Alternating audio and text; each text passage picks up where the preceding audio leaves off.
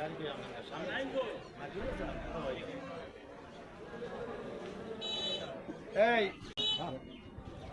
আমার কয়দিন আছে আমার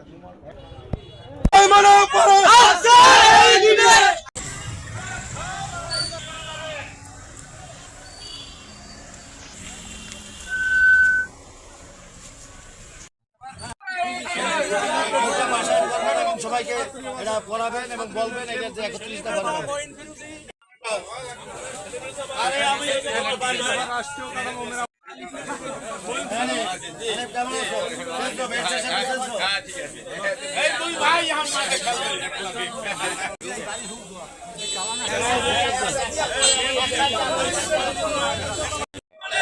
ফাঁসি ফাঁসি চাই, ফাঁসি চাই, হাসিনার ফাঁসি চাই, আওয়ামী লীগের গুন্ডারা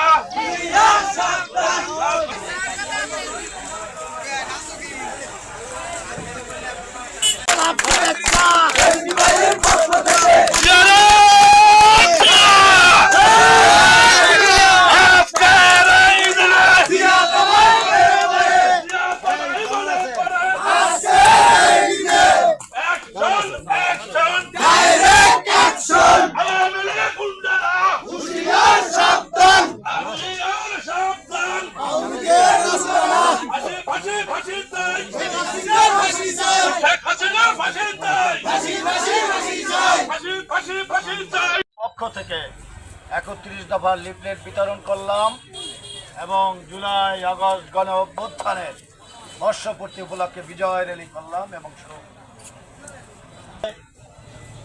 উপস্থিত আছেন আমাদের সহযোদ্ধা কিছুক্ষণ আগে যিনি বক্তব্য রাখলেন, এত সুন্দরভাবে বক্তব্য রেখেছেন, আপনারা তার বক্তব্য পরে বিশ্লেষণ করবেন। উনি যে বক্তব্য রেখেছেন, গতকালকেও বক্তব্য রেখেছেন কাঠালিয়ায়, সেই বক্তব্য সোশ্যাল মিডিয়ার মাধ্যমে আপনারা দেখেছেন, আমিও দেখেছি। এটাই রাজনীতিবিদদের নতুন ধারার সৃষ্টি হয়েছে। সেই আমাদের সহযোদ্ধা, আমার বন্ধুবর,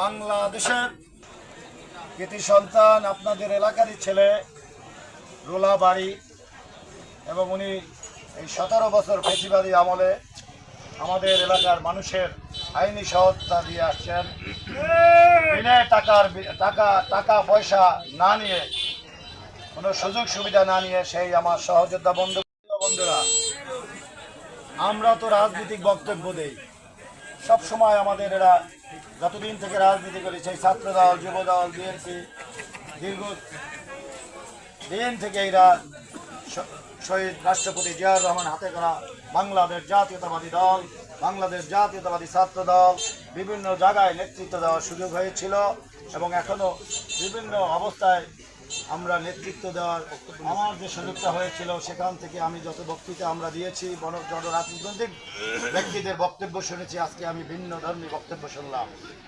ব্যারিস্টার মঈন ফিরোজের কাছ থেকে, আপনারাও শুনেছেন। রাজনীতি হবে এখন সেই বাংলাদেশে যে বিপ্লব হয়েছে জুলাই আগস্টে, সেই বিপ্লবের জুলাই আগস্টের বিপ্লবের মূল কারিগর ছিল সেই 40-এর নিচের কোঠার ছাত্র